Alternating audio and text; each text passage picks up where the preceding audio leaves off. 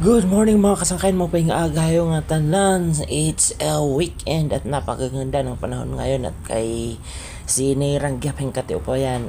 So it's gardening time and din yung nakikita nyo ngayon, ito yung ginabuhab ko nga kuan nga pakchoy. Tapos ito naman yung okra or lady fingers. I only planted about 4 seeds and as you can see, so as you can observe, ito nga pala, ito yung mga papaya na nagkalat lang. So, hindi ko yan tinanim. So, as you can see, ito may okra pa. Mas maganda talaga yung tubo, yung directly na itinanim sa lupa kaysa sa nakapas. Ito na... Oh, oh, oh, oh, oh.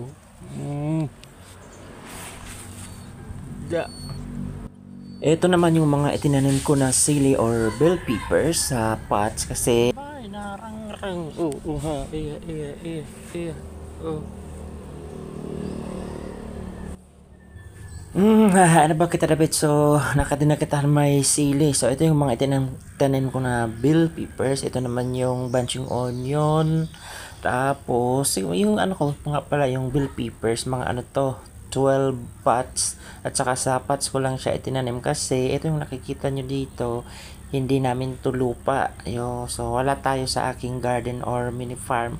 Nandito lang tayo sa aking bahay. Nandito naman yung kamote, isang variety ng sweet potato na unti-unti kong pinapatay kasi hindi ko masyadong type yung purple variety of sweet potato. May itinanim ako dito na isang, ang tawag dito, basta waray-waray, unod ng isang sweet potato variety na kulay orange na ang tamis-tamis. So we're going to propagate that the next following days pag tumubo na. Ito naman isang klase ito ng I think this is American lemon na tumubo sa aking paso.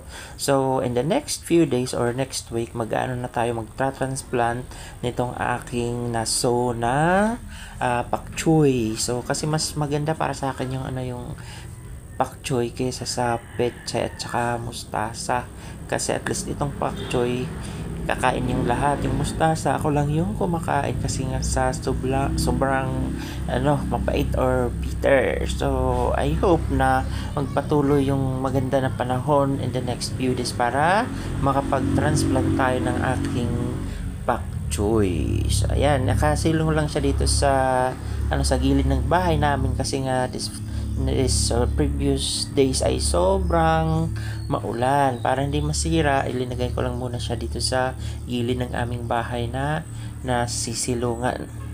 So as yalaan ito, namula na ito mga kasangkayan, maupay ang aga yung atanan.